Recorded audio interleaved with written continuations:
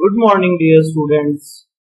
Structure of atom के lecture number 8 में आज हम प्रैक्टिस करेंगे प्लैंक की क्वांटम थ्योरी पर बेस्ड और photo electric effect.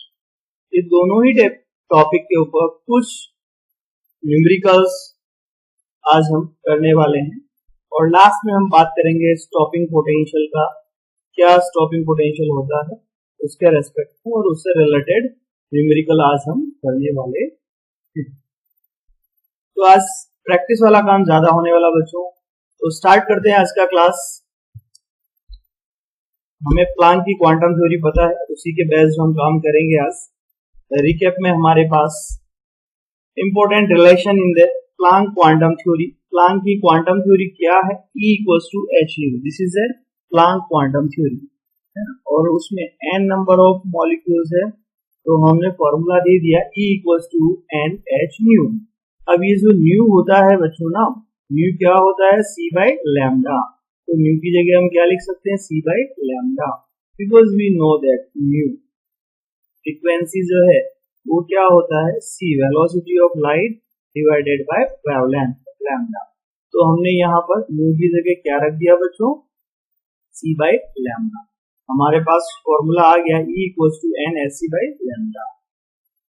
Now one more important relation in photo electric effect. Photo electric effect भी हमने देखा था, क्या होता है जब कोई इंसिडेंट ऑफ लाइट किसी मेटल की सरफेस पर गिर रहा है तो वहां से without any lagging of time the electron is removed.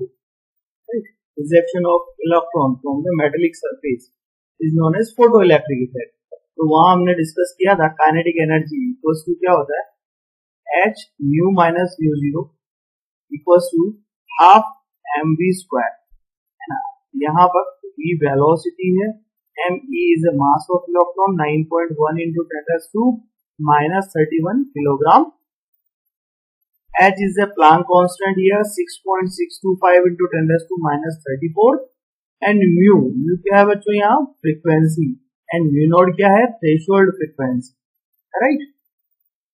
where mu and mu naught are incident and threshold frequency। mu को क्या बोला है? इंसिडेंट, और mu naught को क्या बोला है? Threshold frequency, right. Threshold frequency वह मिनिमम फ्रीक्वेंसी है जिससे नीचे अगर फ्रीक्वेंसी होगा तो इलेक्ट्रॉन का वहां से इजेक्शन नहीं होगा, राइट। तो इतना तो आपको फ्रीक्वेंसी रिक्वायर्ड रहेगा। Minimum amount of frequency is known as threshold frequency. Clear है बच्चों? स्टार्ट करते हैं एग्जांपल नंबर 1 से। आज का पहला क्वेश्चन है आज का, कैलकुलेट द एनर्जी पर quantum of light associated with the wavelength. आपको दो वेवलेंथ दी गई है, 500 नैनोमीटर और दूसरा 720 नैनोमीटर। देखो बच्चों, आपको अगर वेवलेंथ दिया गया है और एनर्जी पूछा है, E इक्वल्स टू क्या होता है बच्चों? N h c by lambda. तो देखो कितना क्वांटम है? पर क्वांटम यानी 1 की बात कर ली। H प्लैंक कांस्टेंट की वैल्यू आपको पता है, C velocity of light 3 into 10⁸ आपको पता है, और लैम्डा आपको दिया गया है। दोनों बार अलग अलग लैम्डा निकाल के आप यहाँ पर E a और E b आप निकाल सकते हैं। बस आपको सिर्फ है ना यहाँ पर ये लैम्डा की वैल्यू पुट करनी है। अगर आपने लैम्डा रखा है दोनों बार अलग अलग तो आपको अलग अलग E मिल जाता। देख लेते हैं बच्चों इसके सॉल्यूशन में। तो पहले केस में आपको लैम्डा कितना दिया है बच्चों? 500 नैनोमीटर, यानी कि 5 into 10⁻⁷ मीटर। आपने मीटर में कन्वर्ट कर लिया इसको। हमारा फॉर्मूला है E equals to H nu, Planck theory, है ना। और न्यू की जगह हमने क्या लिख दिया? C by lambda. बस आपने h की वैल्यू यहाँ पुट कर दी, this is the value of h, this is the value of C, और यहाँ पर आपने लैम्डा की वैल्यू रख दी। सारी वैल्यूज आपके पास है, then you can easily calculate this E। कितना आ गया बच्चों आपके पास? 3.975 into 10⁻⁹ जूल। फर्स्ट आंसर आ गया आपका। सेकंड बी वाले में देखते हैं, आपको लैम्डा कितना दिया है? 720 नैनोमीटर, यानी आप उसको कैसे लिख सकते हैं बच्चों? 7.2 into 10⁻⁷ मीटर। जब आपके पास लैम्डा है तो अगेन वही फॉर्मूला यूज किया आपने, E equals to H C upon lambda, H की वैल्यू रख दी, सी की वैल्यू रख दी और लैम्डा की वैल्यू आपने रख दी, सोल्व कर दिया तो आपको ये कितना मिल गया 2.76 इंटू 10⁻⁻19 जूल। समझ में आ गया बच्चों।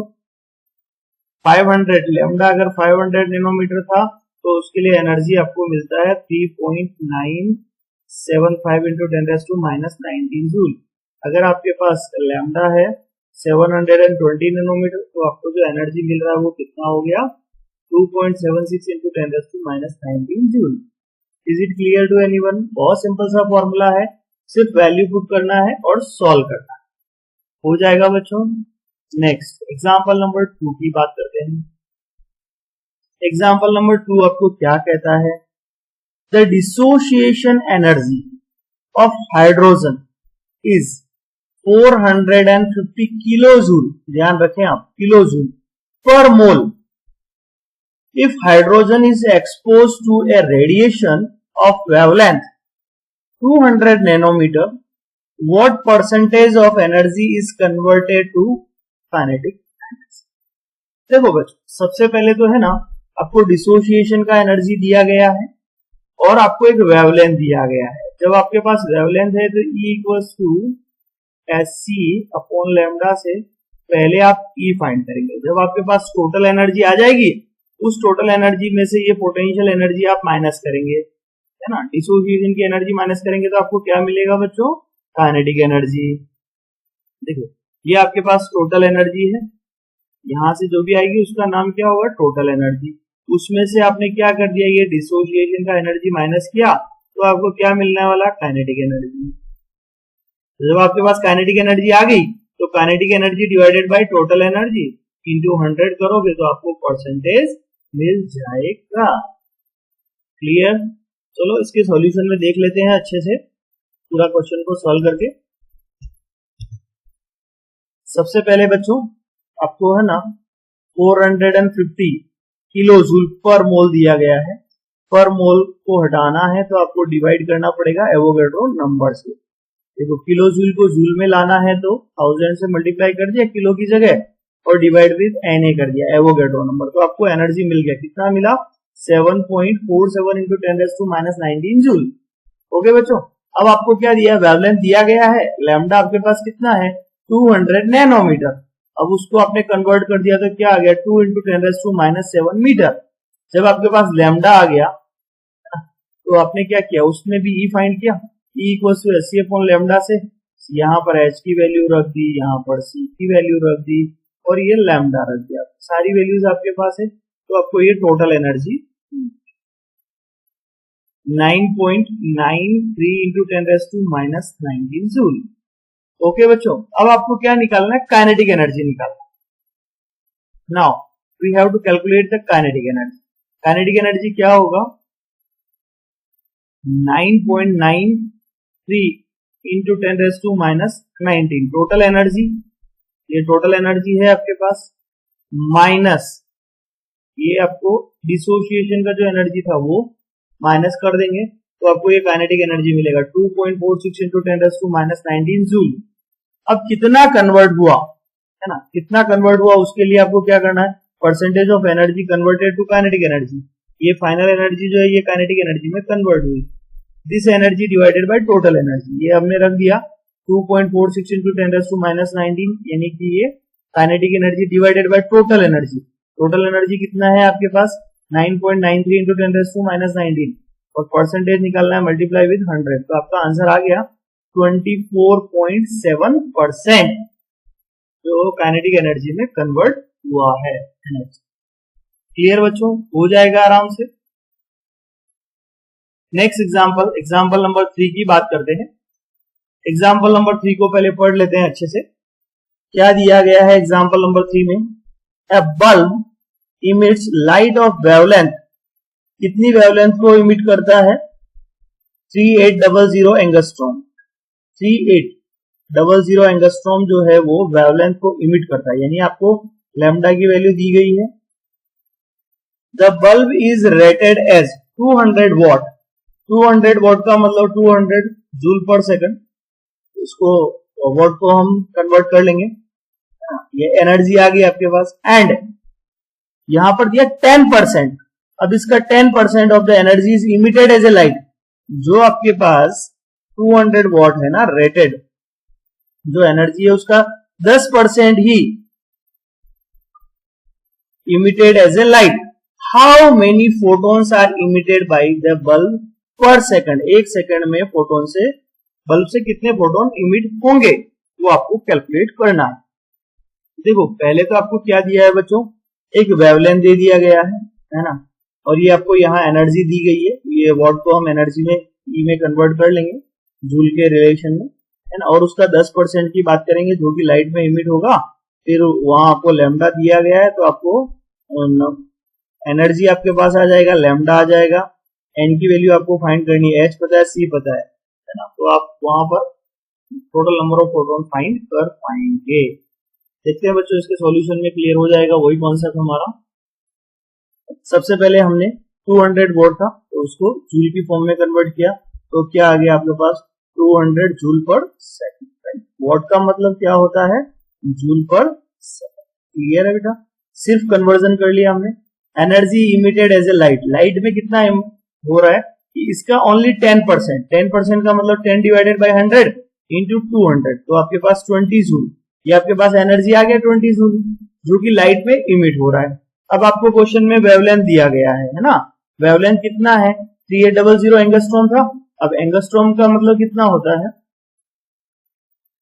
कि 10⁻⁻10, तो यहां पर आपने इसको कन्वर्ट कर लिया 3.8 इंटू 10⁻⁻7 मीटर में, राइट।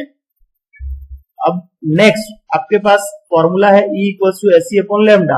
आपके पास H की वैल्यू है, आपके पास C की वैल्यू है, आपके पास लैम्डा की वैल्यू है, तो आप एनर्जी कैलकुलेट कर लेंगे।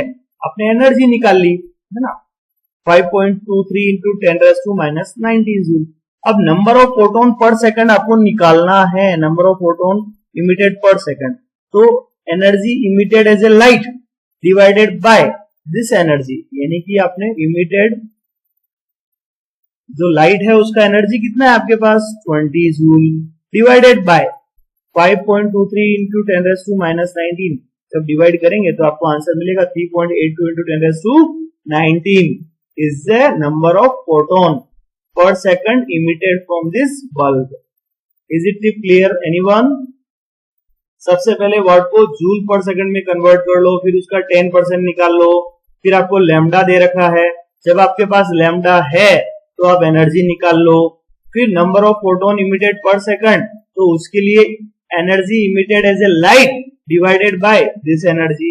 तो जब दोनों का रेशियो निकालेंगे तो आपको नंबर ऑफ फोटोन मिल जाएंगे 3.82 into 10⁻19 photons. Okay, next example number 4 की बात करते हैं बच्चों। The work function of a metal is 5.2 electron volt. आपको वर्क फंक्शन दिया गया है और प्रीवियस क्लास में मैंने आपको वर्क फंक्शन क्या होता है उसका डेफिनेशन भी समझाया था, पूरा फॉर्मूला भी सिखाया था। तो work function of a metal कितना दिया है 5.2 इलेक्ट्रॉन वोल्ट, है ना। और इलेक्ट्रॉन के ऊपर चार्ज कितना होता है 1.6 into 10⁻19 coulomb. To emit a photo electron of zero velocity, what is the velocity, zero velocity, from the surface of the metal, what should be the wavelength of incident radiation? जो incident radiation है उसका wavelength क्या होगा, you have to calculate the wavelength। आपके पास work function है तो आपको energy मिल जाएगा। जब एनर्जी मिल जाएगा, H आपके पास होगा, C आपके पास होगा, तो आप लैम्डा फाइंड कर पाएंगे आराम से। देखो हमारा जो फॉर्मूला है ना E इक्वल्स टू क्या है बच्चों, एस सी अपॉन लैम्डा। जब आपके पास वर्क फंक्शन है उससे आप E कैलकुलेट कर लो, H आपको पता है, C आपको पता है, तो आप लैम्डा आराम से फाइंड कर पाएंगे। ओके, देख लेते हैं इसमें। सबसे पहले वर्क फंक्शन है आपके पास 5.2 इलेक्ट्रॉन वोल्ट, तो 5.2 इंटू 1.602 इंटू 10⁻⁻19 समझ में आ गया बच्चों, तो जूल में आंसर आ गया एनर्जी। अब वो का वही concept E equals to S C upon lambda 0। तो आपके पास एनर्जी है, आपके पास H है, आपके पास C है, तो आप लैम्डा 0 फाइंड कर सकते हैं। बस वैल्यू पुट कर दी, E की जगह ये सारी वैल्यूज रख दी, h की जगह h की वैल्यू रख दी 6.625 into 10 raise to minus 34 and c की जगह c की वैल्यू रख दी 3 इंटू 10 रेज़ टू 8 और ये लैम्डा 0 आपने कैलकुलेट कर दिया। सभी इसको ऊपर ले गए, इनको नीचे लेके आ गए, तो लैम्डा आपको कितना मिला 2.38 into 10 raise to minus 7 metre या 238 nanometre is absolutely correct answer. समझ में आ गया बच्चों? आराम से आप कर सकते हैं। वर्क फंक्शन से आपको क्या लाना है, सबसे पहले एनर्जी लानी है, और वर्क फंक्शन से एनर्जी लाना है तो क्या करना है आपको, जो चार्ज से मल्टीप्लाई करना है 1.602 into 10 raise to minus 19 multiply कर दिया, आपको एनर्जी आ गया। जब एनर्जी आ गया तो 4 वेरिएबल्स में से 3 पता है तो fourth one you can easily calculate. Okay, next example number 5 है आज का। पहले क्वेश्चन को आप केयरफुली रीड करेंगे। When a certain metal was irradiated when light of frequency कितना है 3.2 into 10 raised to 16 hertz, the photoelectrons emitted had twice the kinetic energy as did the photoelectrons when the same metal was irradiated with light of frequency 2 into 10 raised to 16 hertz। पहले frequency कितना था 3.2 into 10 raised to 16 hertz, right. जो उस time पे जो kinetic energy थी ना वो ट्वाइस है। As a photo electric effect same, अगर वेवलेंथ हम कितना कर रहे हैं 2 into 10 raised to 16 hertz कर रहे हैं, तो calculate the threshold frequency of the metal. आपको थ्रेशोल्ड फ्रीक्वेंसी यानी कि म्यू 0 कैलकुलेट करना है। अब आपको यह पता होना चाहिए बच्चों कि काइनेटिक एनर्जी और थ्रेशोल्ड का क्या रिलेशन है। तो kinetic energy equals to H mu minus mu nought. अब यहां पर एच आपको पता है, काइनेटिक एनर्जी के रिलेशनशिप आपको दे रखे हैं, है ना। आपको यहां से ये म्यू 0 जो है वो फाइंड करना। समझ में आया बच्चों? इसी फॉर्मूले को यूज करेंगे। देखते हैं इसका सॉल्यूशन। देखो सबसे पहले आपको क्या दिया है, when the frequency of light कितना है 3.2 into 10 raised to 16 हर्ट्ज, तो काइनेटिक एनर्जी जो होगा वो फर्स्ट काइनेटिक एनर्जी होगा। तो फर्स्ट काइनेटिक एनर्जी क्या आ गया आपका Ke1 H mu minus mu nought. अब म्यू नॉट तो हमें कैलकुलेट करना है, तो ये हमने ऐसे इक्वेशन नंबर 1 बना लिया। ऐसे ही when the frequency of light, जब फ्रीक्वेंसी ऑफ लाइट चेंज हो रहा है कितना है 2 into 10 raised to 16 है, तब भी हमने काइनेटिक एनर्जी निकाल लिया। वो का वही फॉर्मूला जो मैंने अभी आपको बताया था, काइनेटिक एनर्जी 2 इक्वल्स टू क्या हो गया H म्यू माइनस म्यू 0।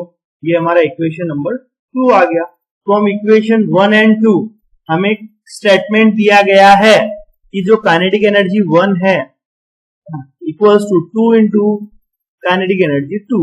अब हम क्या कर रहे हैं, सिर्फ वैल्यू पुट कर रहे हैं। काइनेटिक एनर्जी 1 की जगह उसका वैल्यू रख दिया पूरा, और काइनेटिक एनर्जी 2 की जगह वैल्यू रख दिया उसका पूरा। बस अब हमने क्या किया है, जैसे H से S तो कैंसिल हो रहा है, ये यहां से जो कैंसिल हो रहा है ना उसको तो यहां से हमने ऐसे ही कैंसिल कर दिया, कैंसिल आउट हो गया, है ना। हमारे पास ये वैल्यू बचा, इसको ऐसे ही रखा, इसको 2 से मल्टीप्लाई करके हमें ऐसा का ऐसा ही इसको भी रख लिया, 2 से मल्टीप्लाई किया, नथिंग एल्स। बस यहां से म्यू 0 कैलकुलेट करने के लिए हमने इनका देखो 10 raised to 16 बराबर है, तो हमने कर दिया 4 into 10 raised to 16 minus 3.2 into 10 raised to 16, तो कितना आ जाएगा, ये तो 0.8 आएगा। 0.8 into 10 raised to 16, उसको हम क्या लिख सकते हैं 8 into 10 raised to 15 second inverse. बहुत इजी कैलकुलेशन है। आपको दो अलग अलग फ्रीक्वेंसीज दी गई है, तो पहले इंडिविजुअल काइनेटिक एनर्जी कैलकुलेट कर लिया, kinetic energy 1 and kinetic energy 2। फिर हमें क्वेश्चन में रिलेशनशिप दिया गया है कि kinetic energy 1 equals to 2 into kinetic energy 2। बस इस रिलेशनशिप में हमें वैल्यू रखनी है, काइनेटिक एनर्जी 1 का वैल्यू रख दिया, काइनेटिक एनर्जी 2 का वैल्यू रख दिया, ठीक है। बस सिर्फ वैल्यू पुट किया है और H से H कैंसिल आउट हो गया दोनों साइड। बस आपने क्या किया, सिर्फ म्यू 0 इधर से कैलकुलेट कर लिया।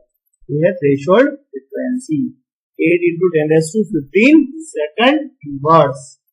समझ में आ गया बच्चों? नेक्स्ट टॉपिक है हमारा वो है what is stopping potential. Stopping potential क्या होता है, सबसे पहले उसका डेफिनेशन देखेंगे हम कि स्टॉपिंग पोटेंशियल क्या है। Stopping potential is the minimum potential that must be applied to stop the photoelectrons। Photoelectron को रोकने के लिए जो मिनिमम पोटेंशियल प्रोवाइड किया जाता है उसको हम क्या बोलते हैं बच्चों, stopping potential. The energy of the potential applied should be equal to the kinetic energy of the photoelectrons. जो काइनेटिक एनर्जी क्या होता है हमारा h nu minus nu zero, अभी अभी हमने देखा था, उसके बराबर होगा। तो ये क्या आ गया, इलेक्ट्रॉन वोल्ट। तो आपने इलेक्ट्रॉन का तो चार्ज कितना रख दिया, 1.602 इंटू 10⁻⁻⁹ कूलम, और ये वोल्ट ऐसा कैसे रखा, और h। तो ये आपके पास डायरेक्टली फॉर्मूला आ गया, आप इसको यूज कर सकते हैं स्टॉपिंग पोटेंशियल के लिए। समझ में आ गया बच्चों। इसी के बेस्ड एग्जाम्पल कर लेते हैं हम। एग्जाम्पल नंबर 6 है,